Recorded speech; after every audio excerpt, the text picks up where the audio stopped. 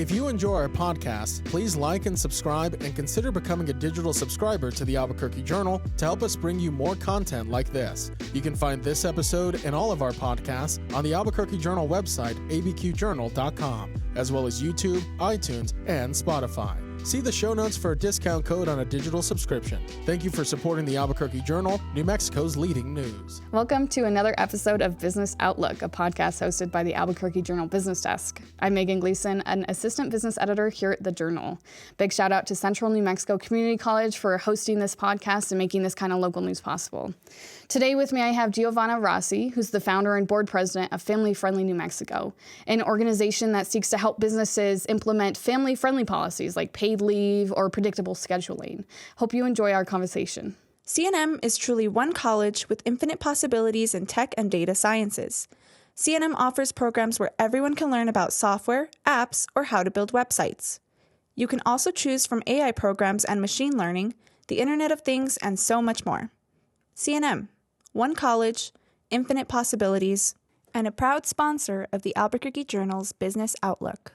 Giovanna, thanks so much for being here. Great to be here, Megan.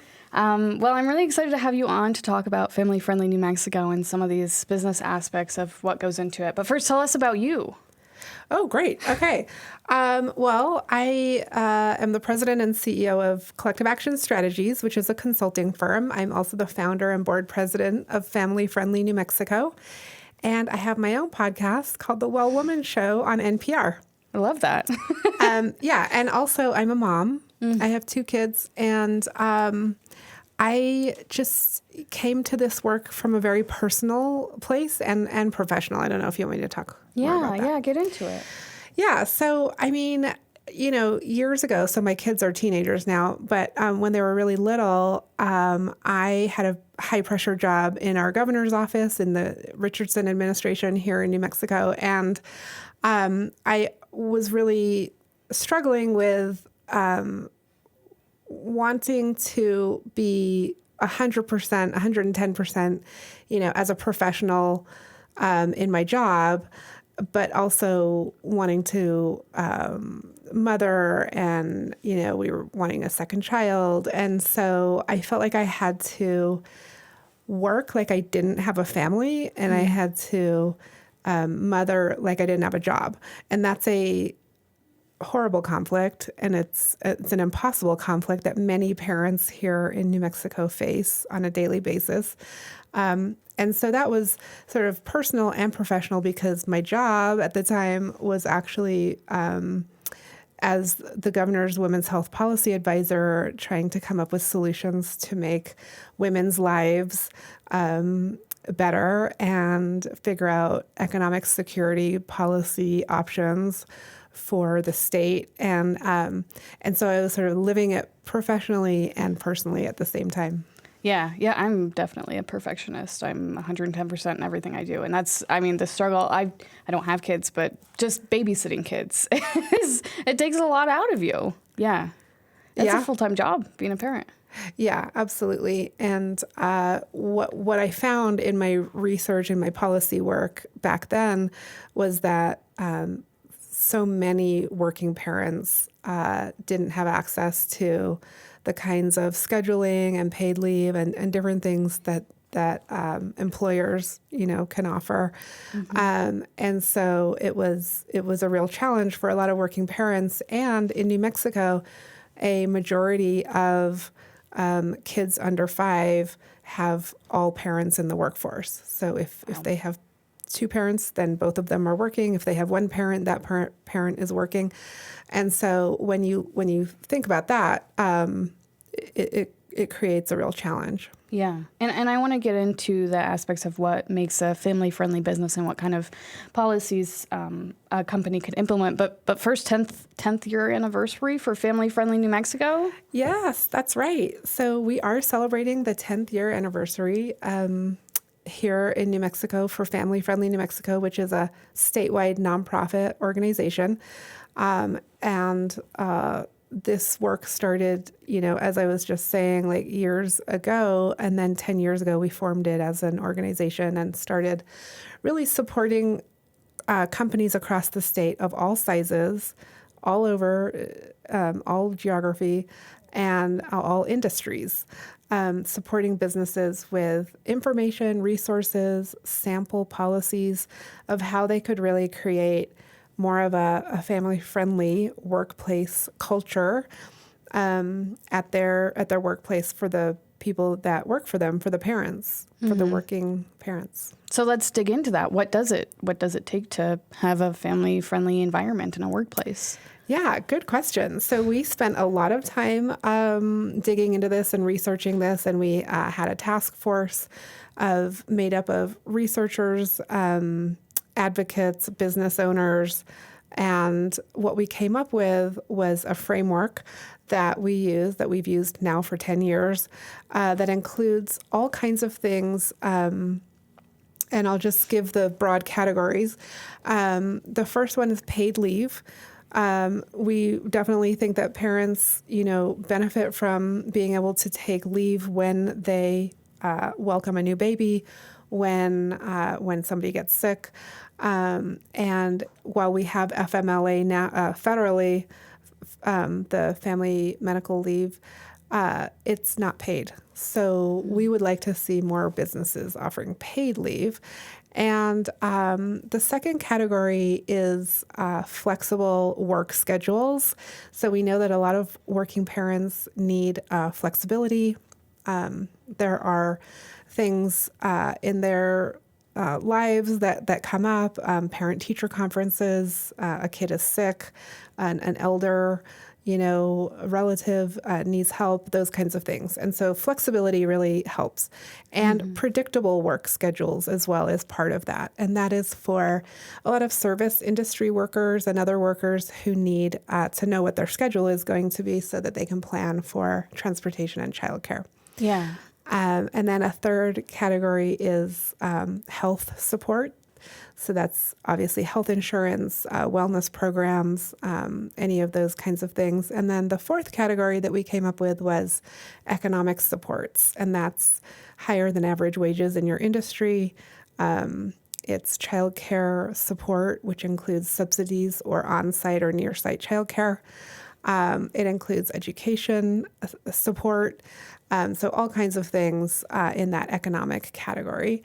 And those are the four broad categories that we started with. And then a few years into it, we added pay equity, diversity, equity, and inclusion, and community engagement. Mm-hmm. So how is New Mexico doing? How are our businesses implementing these kinds of policies? Yeah, I think it's very encouraging that the response we received right away, and over the years we engage with the largest employers in New Mexico all the way to the very smallest employers, and so to fully go through our program, it requires doing an assessment and then kind of getting graded, and companies can either earn a bronze, silver, gold, or platinum level award.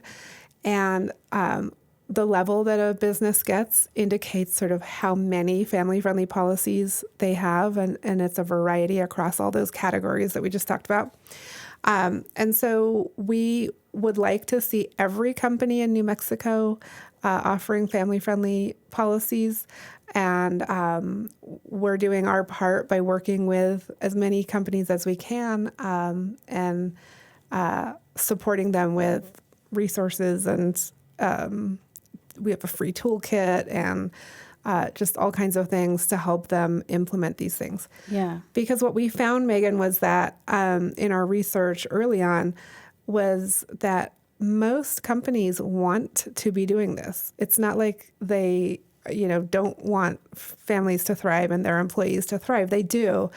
The biggest challenge was how to make it work, and then also explaining some of the things that were being misunderstood, like how much it costs, and the kind of low cost, no cost options that exist in all of those different categories that we work on. Yeah, it's something that come up comes up at the state legislature a lot. There's a lot of business-related bills, like we saw this last session, like the Paid Family and Medical Leave Act is one. It's a hot topic every single year.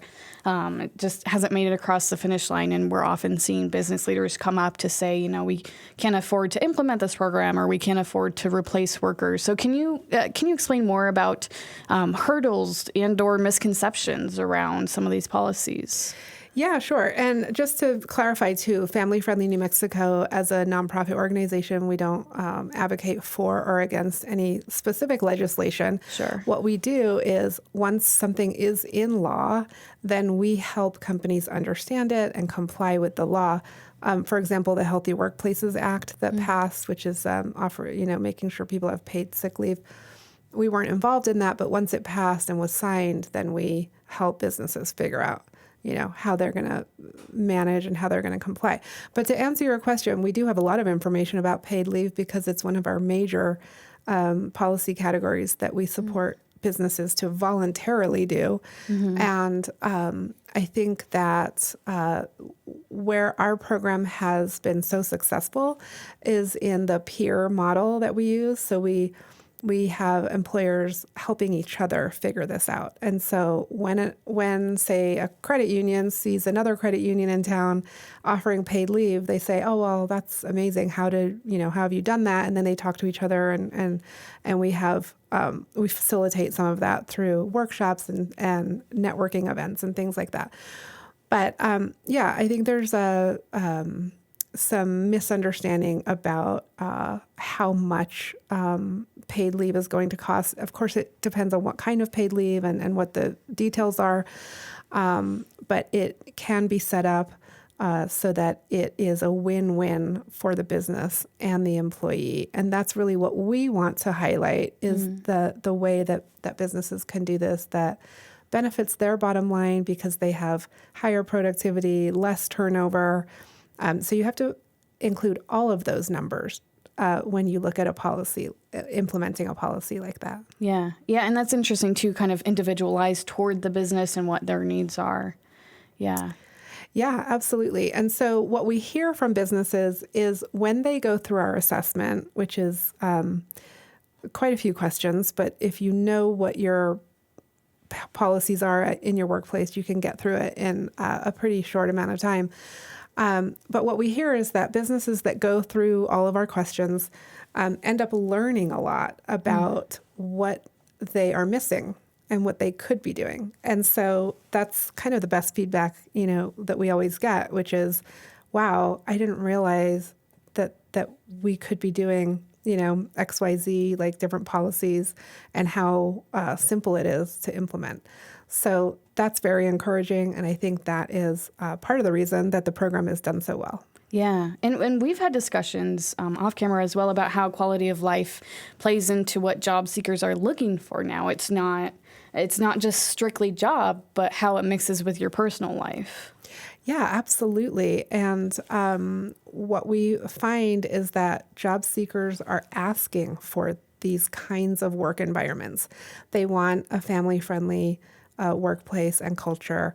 And so it often comes up in interviews now. And so we work with a lot of businesses who are getting used to, how they want to talk about their policies and how they want to respond to that. And then a lot of our businesses actually include that in their job announcements, that they're a family-friendly business.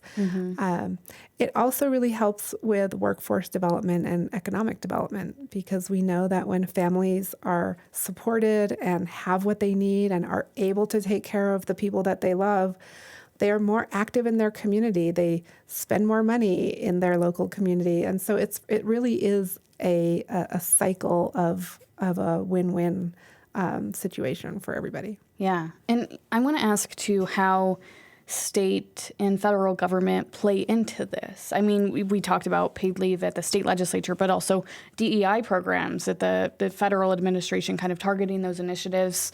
How does this all play together? And are New Mexico businesses supported from the state and federal level to implement these policies? And so if there is something in the law that supports implementation, then we know that, like Pregnant Workers Act and things like that.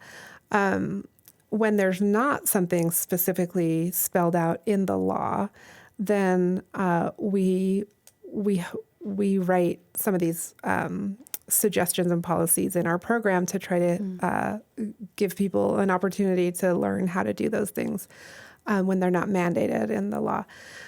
I think for diversity, equity, and inclusion, I think what we're saying at Family Friendly New Mexico is we want to really see our businesses be strong on those programs that they have in place. We have incredible programs in New Mexico for inclusion and belonging and different employee resource groups that we don't want to see go away.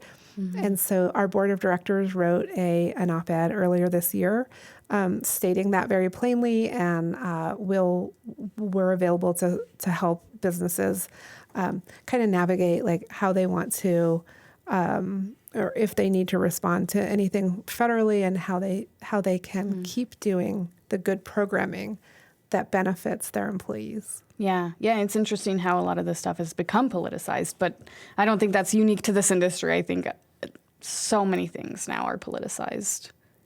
Yeah. Extremes.